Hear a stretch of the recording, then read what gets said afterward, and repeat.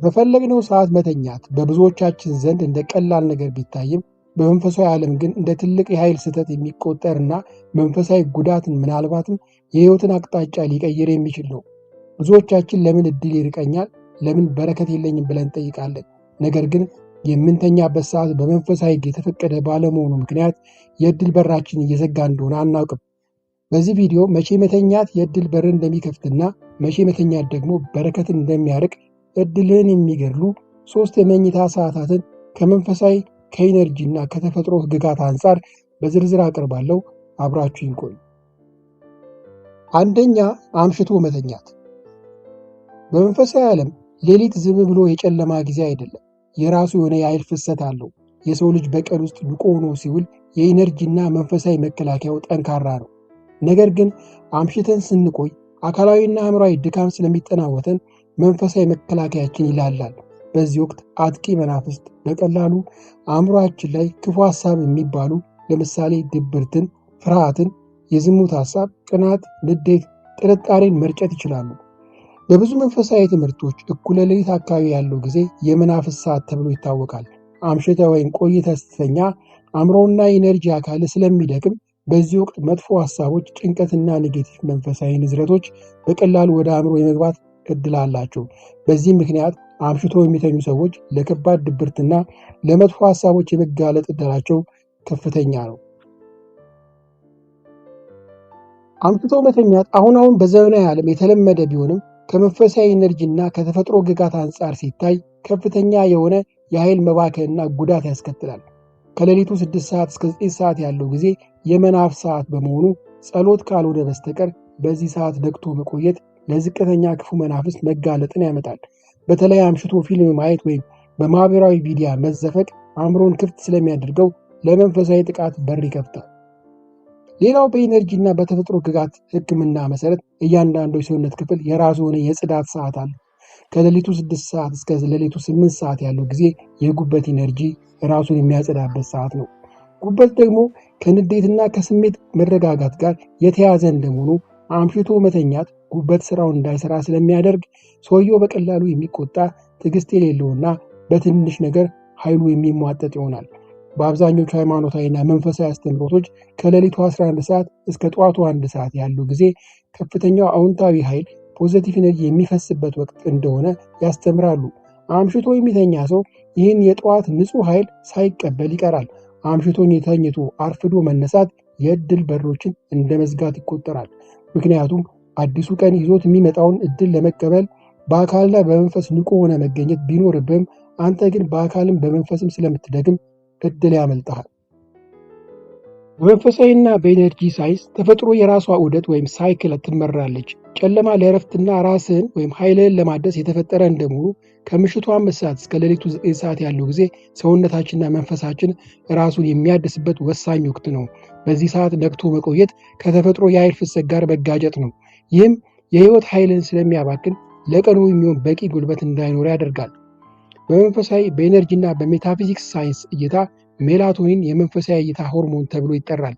በጨለማ ውስጥ ተኝተህ የሆርሞን ካልተመረተ የመንፈሳዊ ዓይንህ ወይም የውስጥ እይታን ይደነዝዛል። አምሽቶ መተኛት ውስጣዊ ግንዛቤ ወይም ኢንቱዊሽን የሚባለውን ያጠፋል።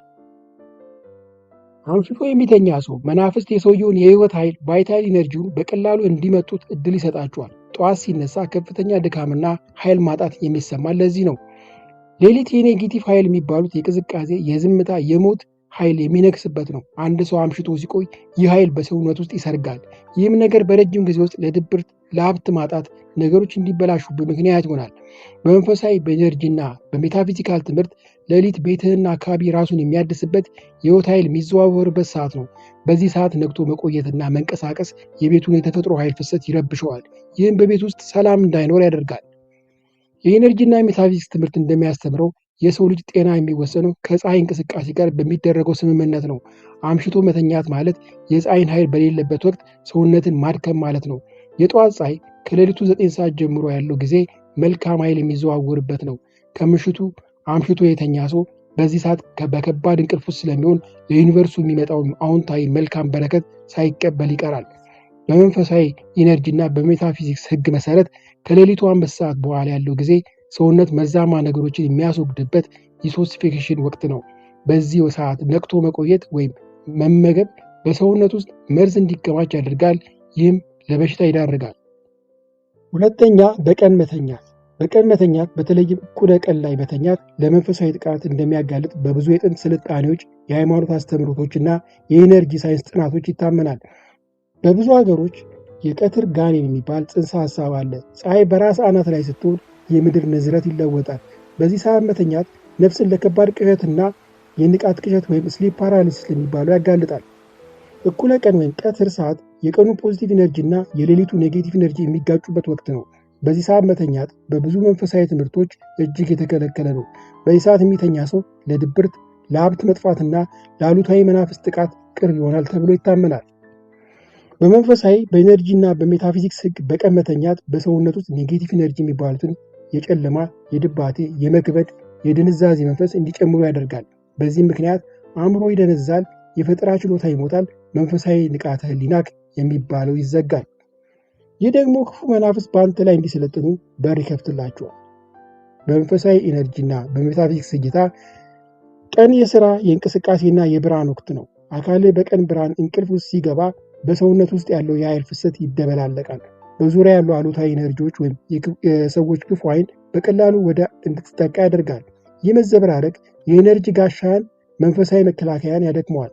በዚህ ወቅት ስተኛ መንፈሳዊ ፍሪኩዌንሲ ስለሚወርድ በህልም ዓለም ውስጥ ከወረዱ ክፉ መናፍስት ጋር የመገናኘት ዕድል ይጨምራል። ብዙ ሰዎች በቀን ሲተኙ ተጫነኝ ወይም መናገር አቃተኝ የሚሉ አሉ። ሳይንሱ ይህንን የእንቅልፍ ውደት መዛባት ቢለውም በመንፈሳዊ እይታ ግን በቀን ስተኛ አእምሮ ንቁ ሆኖ አካል ስለሚተኛ በዚህ መሃል ያለው ክፍተት መናፍስት የሰውን አካል ለመቆጣጠር ወይም ለማስፈራራት እንደ መንፈሳዊ ኮሪደር ይጠቀሙበታል። በመንፈሳዊ እይታ በቀን ስንተኛ ነፍሳችን ወደ ከፍተኛው መንፈሳዊ ዓለም አትሄድም። ይልቁንም በምድር አቅራቢያ ባለው አስትራል ፕሌን ላይ ትቆያለች። ይህ ቦታ ደግሞ ብዙ ያልጸዱ ሀሳቦችና መናፍስት ያሉበት ቦታ በመሆኑ ስንነቃ ያንን ሁሉ ቆሻሻ ተሸክመን እንደመጣን ያህል ይከብደናል። ሶስተኛ፣ ጀንበር ስትጠልቅ መተኛት። በመንፈሳዊ ዓለም ጀንበር የምትጠልቅበት ወቅት ከ11 ሰዓት እስከ ምሽቱ 1 ሰዓት ስጋዊና መንፈሳዊ ዓለም የሚለያዩበት፣ መጋረጃው የሚከፈትበት ወይም የሚታይበት ወቅት ነው። ብዙ መናፍስትና አጋንንት የሚንቀሳቀሱበት በጨለማ ድባብ ውስጥ ነው። ብርሃን አልቆ ጨለማ ሲጀምር መናፍስት ይበልጥ የሚንቀሳቀሱበትና ግዛት የሚለዋወጡበት ሰዓት ነው። ስንተኛ አእምሯችንና ነፍሳችን ለክፉ ሀሳቦችና መናፍስታዊ ተጽዕኖች ክፍት ይሆናሉ። በዚህ አደገኛ የሽግግር ሰዓት ተኝቶ መገኘት መናፍስት ያለምንም መከላከያ ወደ ህልማችን እንዲገቡ፣ ኃይላችን እንዲመጡ ወይም አሉታዊ ዘርን በአእምሯችን በንዑስ አእምሯችን ሰብኮንሽስ ማይንድ ውስጥ እንዲዘሩ በር ይከፍትላቸዋል።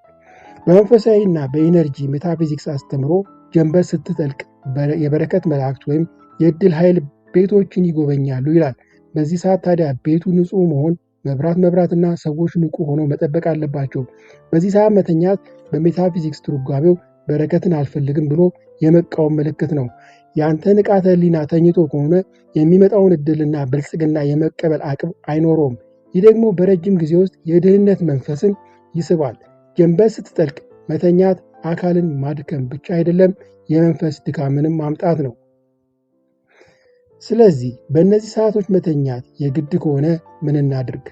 አንዳንድ ጊዜ በስራ በትምህርት ወይም በጤና ምክንያት በቀን መተኛት ሊያስፈልግ ይችላል። ጉዳቱን ለመቀነስ የሚከተሉትን ማድረግ ይቻላል። ከቀኑ 6 ሰዓት ወይም ቀትርና ጀንበር ስትጠልቅ 11 ሰዓት እስከ 1 ሰዓት ባለው መተኛትን በፍጹም አስወግድ።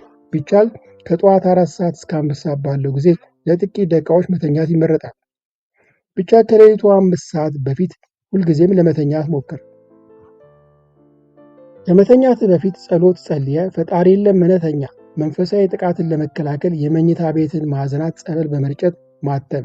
ከመተኛት በፊት የምታደርገው ጸሎት ወይም ጸበል መርጨት የመኝታ ሰዓትን ቅዱስ ያደርገዋል።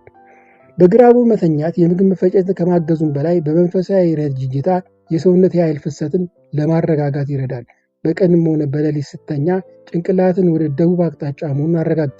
በኢነርጂ ፍሰት መሰረት ሰላማዊ እንቅልፍ ይረዳሃል።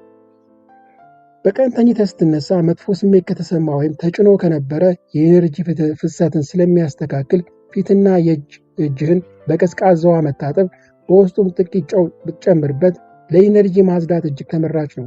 ይህ በቆዳ ላይ የተጣበቀውን የመድከም ስሜት ያስወጣዋል።